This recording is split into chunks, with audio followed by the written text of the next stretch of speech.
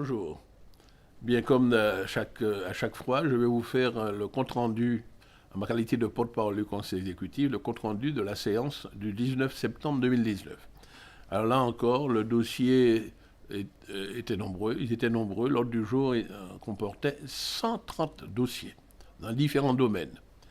Alors, d'abord, le domaine de la formation professionnelle, nous avions eu 5 dossiers à examiner. Donc, nous avons attribué des aides individuelles à la formation en Martinique pour 19 demandeurs d'emploi. Je rappelle aux demandeurs d'emploi que leur dossier doit être déposé à Pôle emploi, avec lequel nous avons une convention.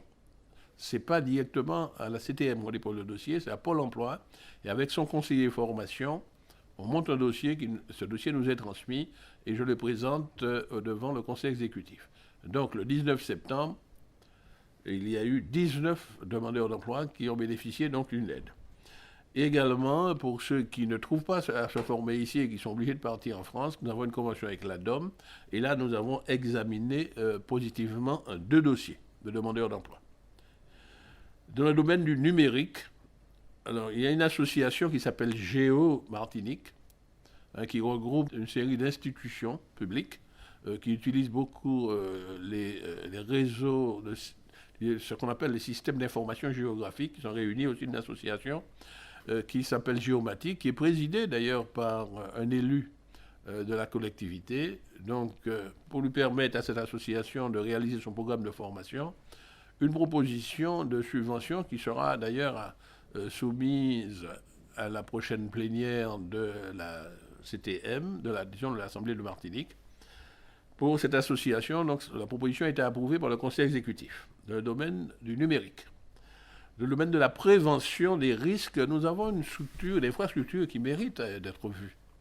C'est le nouvel observatoire volcanologique et sismologique de Martinique qui va à la fois surveiller la montagne Pelée, permettre d'étudier tous ces soubresauts, parce que le volcan n'est pas mort, mais également qui fait partie de la grande chaîne d'observatoires des mouvements, disons, tremblants de terre, le séisme. Donc nous avons reconstruit cet observatoire à l'habitation Blondel, c'est le territoire de Saint-Pierre, c'est à la frontière avec Font-Saint-Denis.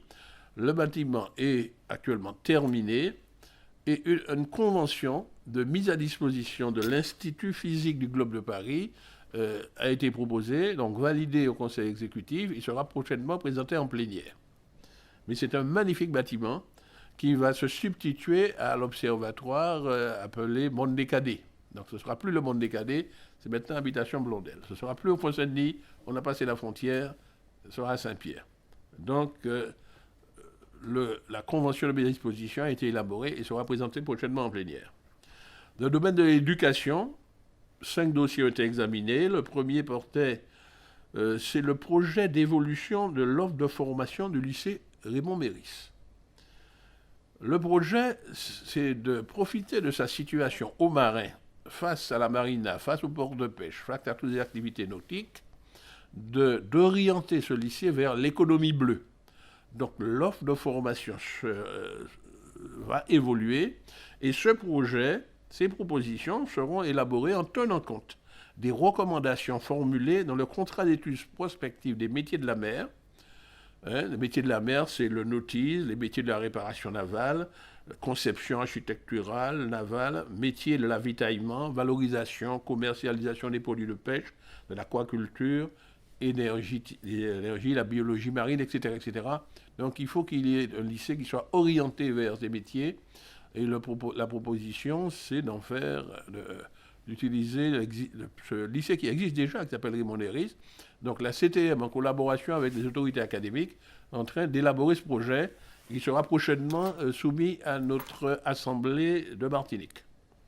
Toujours dans le domaine de l'éducation, comme nous avons le devoir de le faire chaque année, ce qu'il faut qu'en début de l'année scolaire, définir les orientations relatives au fonctionnement et à l'équipement. Je rappelle que la CTM finance 43 collèges, 25 lycées, mais également d'ailleurs des établissements privés où nous contribuons à leur fonctionnement. Donc il faut définir les orientations. Alors, le Conseil exécutif a élaboré des propositions d'orientation qui seront prochainement soumis à l'Assemblée de Martinique pour l'exercice 2019-2020. Autre proposition dans le domaine de l'éducation, c'est celle concernant les versements à effectuer aux communes qui assurent des prestations de restauration scolaire pour les élèves des collèges qui sont implantés sur leur commune. Ce n'est pas tous les collèges qui ont leur propre restauration scolaire, donc il y a une mutualisation avec les communes, et évidemment, il y a une quote-part financière versée par la CTM à ces communes. Alors, de quelle commune il s'agissait pour cette période? C'est la commune de Saint-Pierre, la commune du Marigot, de Chelcher, de Trinité, mais également celle de Saint-Luce. Bien. Donc les propositions financières sont faites et ça va être validé en Assemblée. Et puis, nous avons pris une décision ponctuelle, c'est pour le LEGTA de Croix-Rivaille, c'est une subvention exceptionnelle pour leur permettre d'entretenir les vastes espaces verts qui entourent ce lycée. Dans le domaine du développement économique, nous avons examiné 27 dossiers et le Conseil exécutif a approuvé l'attribution de subventions à 2 entreprises du secteur du commerce et des services. C'est de l'aide à la création et au développement de l'activité. Alors, quelles sont ces entreprises? On dit qu'on ne nous donnons pas les entreprises, je donne leur nom. C'est la Société Nouvelle d'Alimentation Bloquinoise, SNAV. C'est la Société Alizé Environnement Propreté. Mais également, nous avons attribué une subvention à une association qui s'appelle Réseau Entreprendre Martinique. C'est au titre des actions collectives. Alors, l'une des fonctions de cette association, c'est d'accompagner les créateurs d'entreprises, de petites entreprises. Donc, nous mettons des fonds à la disposition de cette association qui, avec ces fonds, ils peuvent accompagner les créateurs d'entreprises.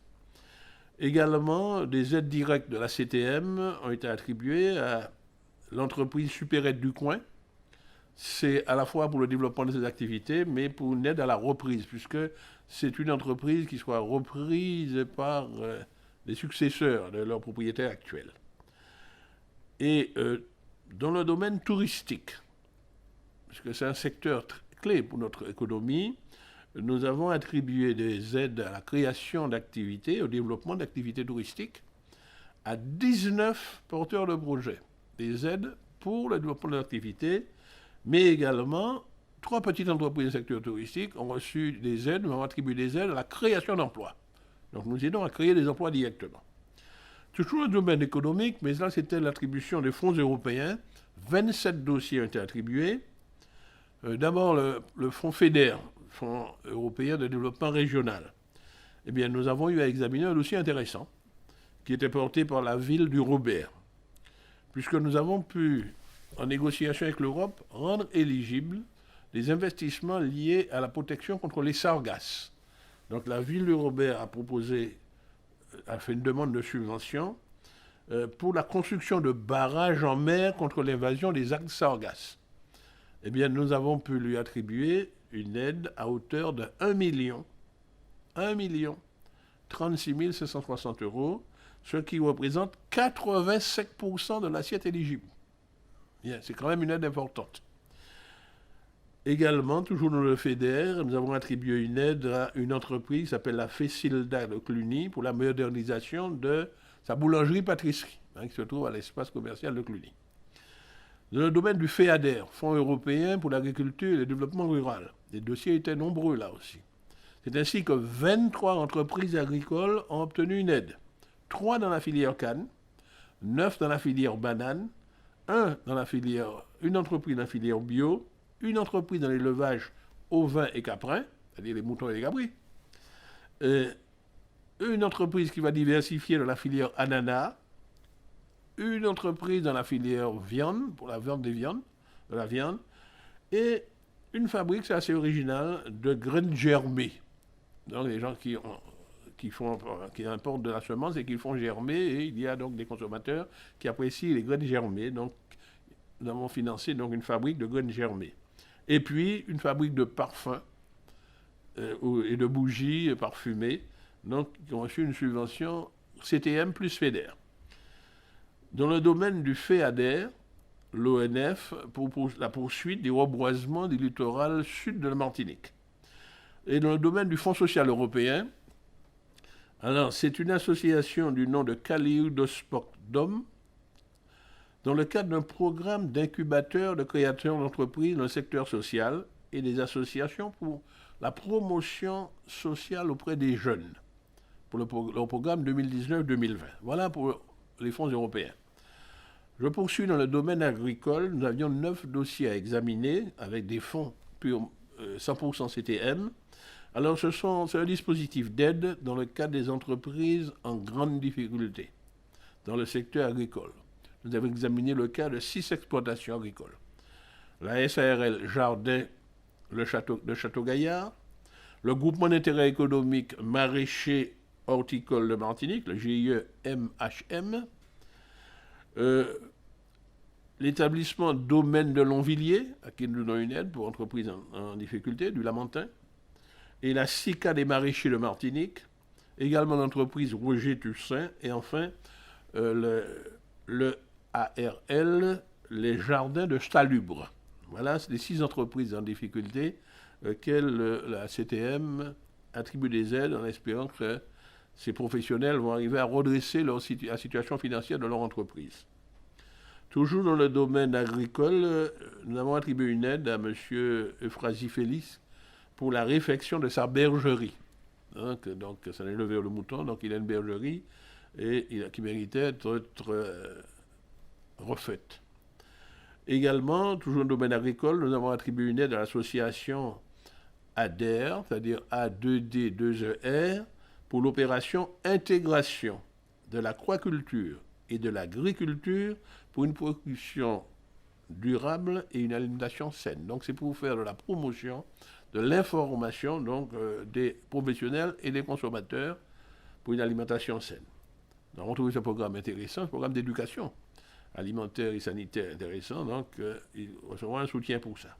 Alors dans le domaine de la mer, c'est le président Marie-Jeanne qui nous a fait une proposition de subvention, mais à inscrire au budget 2020 au bénéfice de la Société nationale de sauvetage en mer, la SNSM. C'est pour l'acquisition d'une nouvelle vedette pour la station de Fort-de-France. Ce sont des bénévoles, des professionnels de la mer qui vont au secours de navires en difficulté, en naufrage, etc. Et cette association humanitaire mérite d'être soutenue. Mais évidemment, les possibilités de la CTM feront que c'est dans le budget 2020 qu'on pourra inscrire cette aide. Dans le domaine social, 11 dossiers ont été examinés. Alors, le Conseil exécutif a autorisé le lancement d'un appel à candidature. C'est dans le cadre de ce qu'on appelle les services d'aide et d'accompagnement à domicile. Donc, nous allons donc lancer un appel à candidature pour que les organismes qui veulent émarger dans les financements de ce domaine-là puissent faire leurs propositions. Et puis, un contrat pluriannuel d'objectifs sera signé, toujours dans ce système-là. Deuxièmement, le Conseil exécutif a approuvé des propositions d'aide à soumettre à l'Assemblée de Martinique pour 5 demandeurs. Ce sont la ville de Saint-Pierre, c'est pour le financement de l'équipe d'animation de l'OPA. L'OPA, c'est l'opération programmée d'amélioration de l'habitat, qui doit se faire dans 2 quartiers de Saint-Pierre, le centre et celui du Mouillage. Également, une proposition de subvention attribuée à l'Union générale des médecins libéraux de Martinique. C'est pour la réalisation d'un projet photographique intitulé « Regard sur la médecine ». Nous avons également soutenu une association dans son programme d'appui à la création et au développement d'activités économiques pour les personnes en inclusion. C'est le CAEDA. Également, une proposition de subvention a attribué à l'association intermédiaire InserPlus et également à l'association AFAS, c'est-à-dire c'est l'association de formation et d'action sociale. Là, c'est pour une aide à son investissement, c'est pour qu'il puisse rénover son parc informatique, toujours dans une association intervenant dans le champ social. Et puis, comme à chaque conseil exécutif, nous avons examiné le cas de familles en grande difficulté, en grande précarité, et c'est ainsi que nous avons attribué de l'aide exceptionnelle à 14 familles en précarité. Dans le domaine de logement, là aussi, les demandes étaient nombreuses, parce que 27 demandes.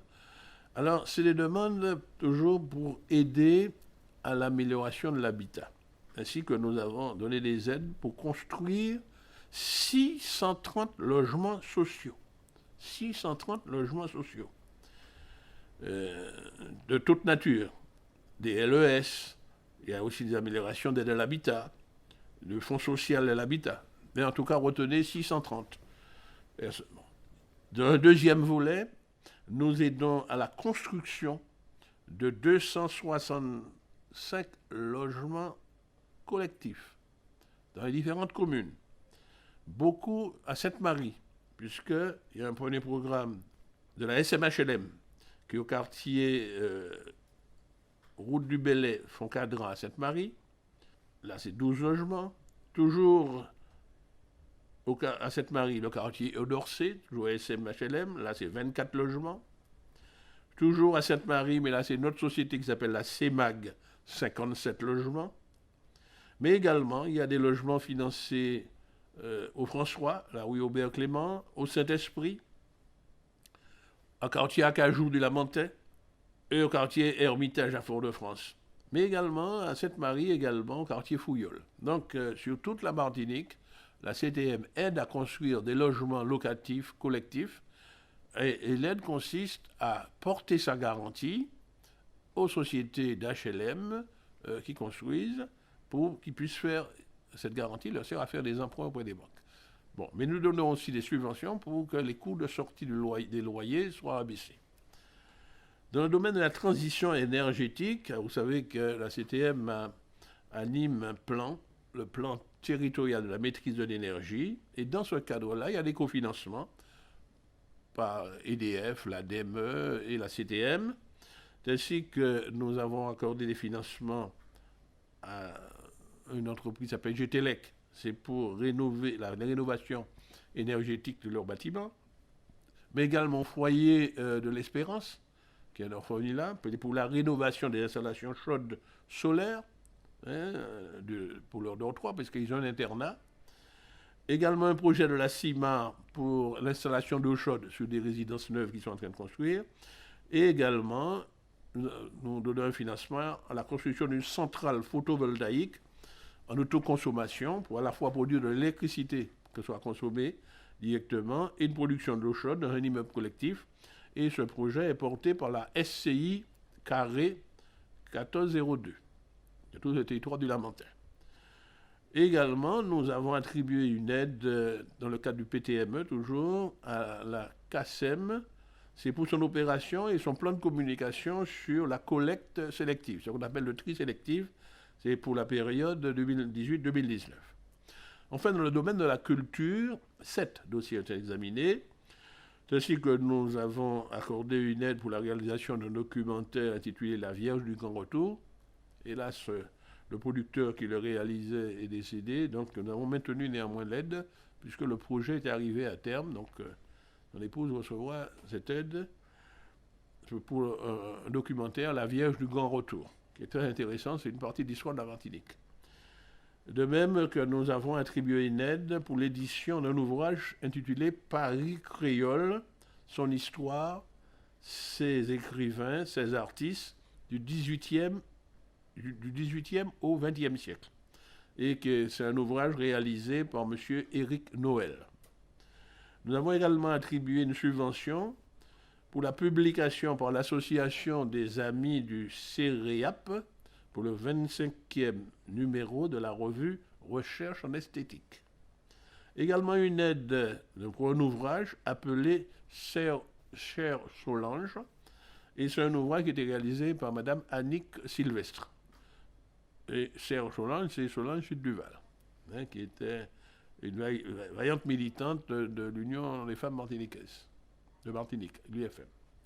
Cinquièmement, l'attribution d'une aide sociale à un artiste au titre du Fonds de solidarité artistique. Vous savez, parfois, comme on a dit, la vie artiste raide, il y a des artistes qui se trouvent en grande difficulté, donc il y a un dispositif d'aide sociale examiné sérieusement, donc nous avons attribué une aide à une artiste qui est en grande difficulté. Et puis, nous avons eu à examiner un projet, mais qui sera transmis en plénière. C'est le Conseil de l'audiovisuel, le CSA, qui demande l'avis de l'Assemblée de Martinique sur pour choisir un candidat parmi 5 candidatures jugées comme recevables. C'est pour qu'on puisse leur attribuer des fréquences pour faire la diffusion en ondes hertziennes de télévision locale. Donc ce dossier sera transmis à l'Assemblée de Martinique qui aura à prononcer son avis. Voilà pour le 19 septembre les 130 dossiers que nous avons eu à examiner au Conseil exécutif. Au revoir et à la prochaine.